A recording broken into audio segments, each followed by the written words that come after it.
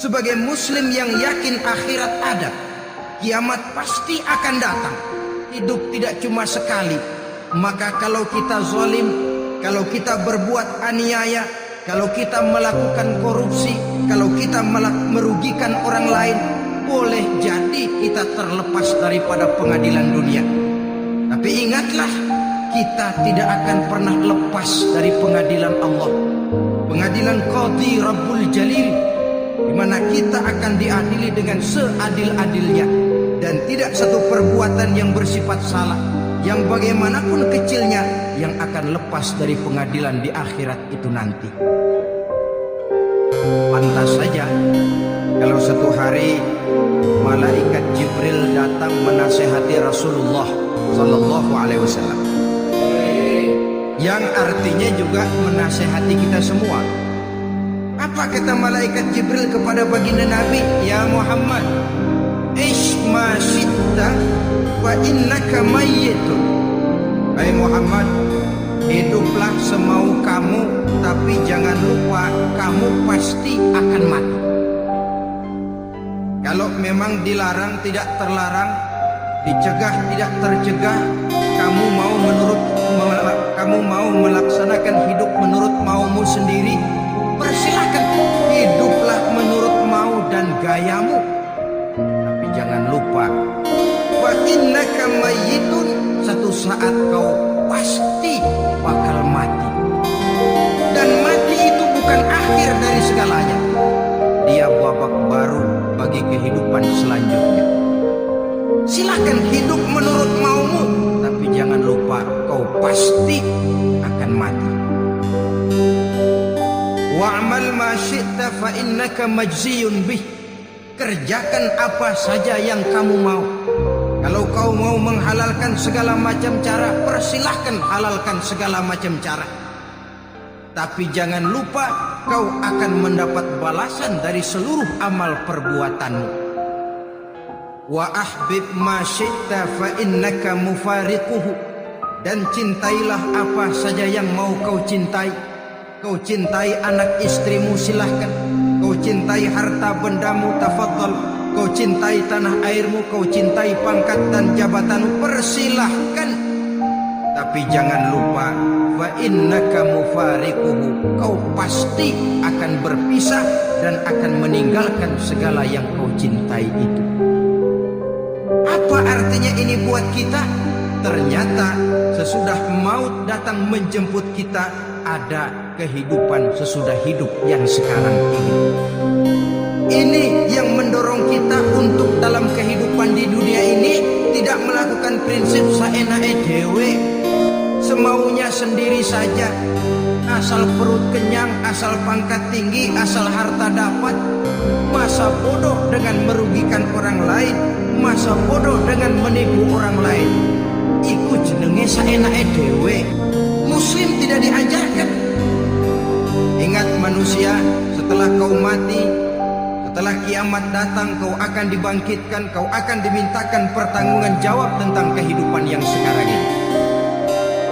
Saudara hadirin, oleh sebab itu kalau kita bicara soal kiamat, soal akhirat, ini memang masalah yang gaib, yang sepenuhnya tidak bisa dicernakan dengan kemampuan penalaran intelektual.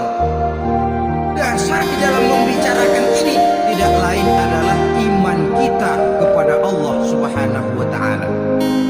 Bukan cuma zaman sekarang, dari zamannya Nabi, orang itu kalau sudah bicara kiamat, bicara akhirat, ada yang ragu-ragu, ada yang menolak sama sekali. Bukan dari zaman sekarang, dari zaman dulu. Pernah kok satu saat Rasulullah itu dakwah menceritakan, saudara-saudara, akan terjadi kiamat di mana Allah akan membangkitkan manusia dari kuburnya untuk memintakan pertanggungan jawab. Ini dalam dakwahnya Nabi pidato macam itu.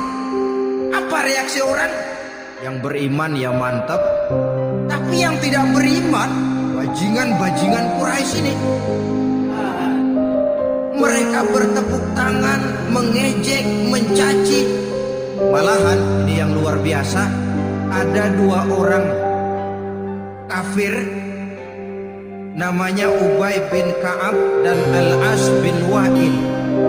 Mendengar pidato macam ini, mereka buru-buru pulang ke rumah. Ngapain? Ambil pacul. Lalu berangkat nyari kuburan tua. Dia gali itu kuburan. Tulang-tulangnya diangkut, dibawa ke depan Nabi. Ya Muhammad, tulang-tulang yang udah hancur begini, siapa yang bisa ngidupin lagi? Yang macam-macam aja kamu Muhammad. Nggak rasional, nggak masuk akal. Allah menjawab. Apa kata Allah? وَضَرَبَ لَنَا مَثَلًا وَنَسِيَ خَلْقَهُ قَالَ مَنْ يُحْيِي الْعِظَامَ وَهِيَ رَمِيمٌ قُلْ يُحْيِيهَا الَّذِي أَنْشَأَهَا أَوَّلَ مَرَّةٍ وَهُوَ بِكُلِّ خَلْقٍ عَلِيمٌ. Mereka memberikan perumpamaan kepada kami, kata Allah. Mereka melupakan asal kejadiannya. Mereka bertanya, siapa yang sanggup menghidupkan tulang belulang yang sudah hancur kayak begini? Qul yuhyiha alladhi ansha'aha awwala marrah. Katakan kepada mereka Muhammad, yang akan menghidupkannya adalah Dia yang telah menciptakannya pertama kali dulu.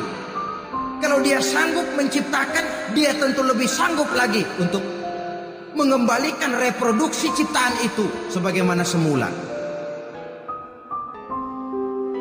Yang paling kasihan yang ragu-ragu. Akhirat itu ada apa enggak sih? Kiamat itu ada apa enggak sih? Lantaran ragu-ragu, terombang-ambing dia antara harapan dan putus asa, antara kenyataan dan idealisme. Ada yang buta sama sekali 100% terhadap keadaan-keadaan sesudah mati. Perhatian mereka hanya tercurah kepada kehidupan sebelum mati. Yang mereka perhatikan siang dan malam tidak lebih daripada urusan perut. Pergi pagi, pulang sore, peras keringat, banting tulang. Cuma soal makan, soal minum, soal pakaian, soal kendaraan, soal rumah tangga, soal anak, soal istri. Yang mereka pentingkan hanya soal-soal politik misalnya, ekonomi, pembangunan dan industri. Untuk soal-soal kayak begitu, giat betul. Habis seluruh waktu untuk memikirkan, meningkatkan kebudayaan, politik, sosial, ekonomi. Kadang-kadang kurang tidur, kurang istirahat, berkeliaran ke sana kemari ke tempat yang jauh-jauh, sampai-sampai kadang-kadang terkena stres, penyakit darah tinggi, ginjal, lever, untuk memikirkan hal-hal yang semata-mata karena dunia saja. Lantas boleh jadi mereka mendapatkan kekayaan yang berlimpah ruah, mendapatkan kedudukan yang tinggi, nama yang semerbak, dikenal orang di barat dan di timur, di utara dan di selatan. Tetapi alangkah kecewanya mereka jikalau datang ajal menjemput nyawa, mati mereka, meninggalkan harta yang banyak, nama yang masyhur. Mereka disebut dengan jasa-jasanya. Radio memberitakan, TV menyiarkan, koran-koran memuat. Bahkan nama mereka kadang-kadang dikenang 2-3 tahun setelah wafatnya. Tetapi dalam pada itu, roh mereka merintih, mengeluh, menderita, karena dilemparkan oleh Allah ke tempat-tempat yang kotor. Penyesalan yang sudah tidak akan ada gunanya lagi.